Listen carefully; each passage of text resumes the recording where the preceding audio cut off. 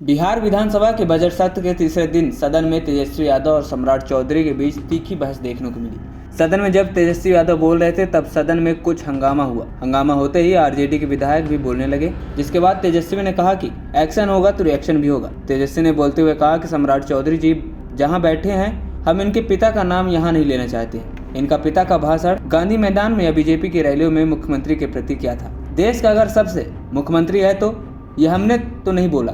नीतीश के पुत्र के बारे में आपके पिता ने क्या बोला, ये भी जान लीजिए। तेजस्वी की इस बात पर सम्राट चौधरी सदन में खड़े हो गए। सम्राट चौधरी ने कहा कि विरोधी दल के नेता के तौर पर भाषण दीजिए, जिस पर तेजस्वी ने कहा कि क्या आपके पिता ने सीएम के लिए अपशब्द नहीं बोला, खड़े होकर बोलिए नहीं तो बोला, जिस पर खूब हंगामा होने लगा। इस बीच सम्राट चौधरी ने कहा कि आपके पिता ने क्या क्या बोला। आपको पिताजी से बिहार को लूट लिया, गरीब और वंचितों को भी लूट लिया। दोनों ही नेताओं ने एक दूसरे पर जमकर हमला किया। तेजस्वी यादव ने कहा कि लालू जी 150 साल के जुर्म को चंद सालों में खत्म कर दिया। उन्होंने दलितों, पिछड़ों और मुसलमानों को उपहार दिया।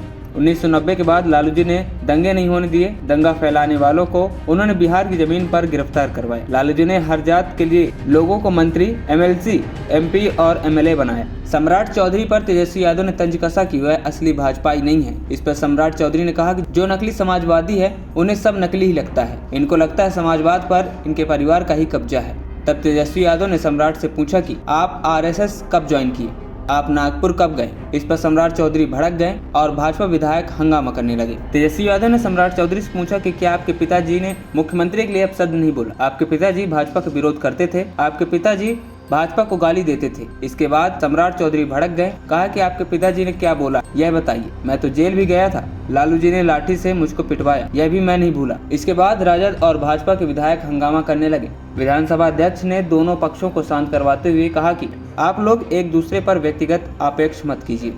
एएनपी टाइम्स की रिपोर्ट।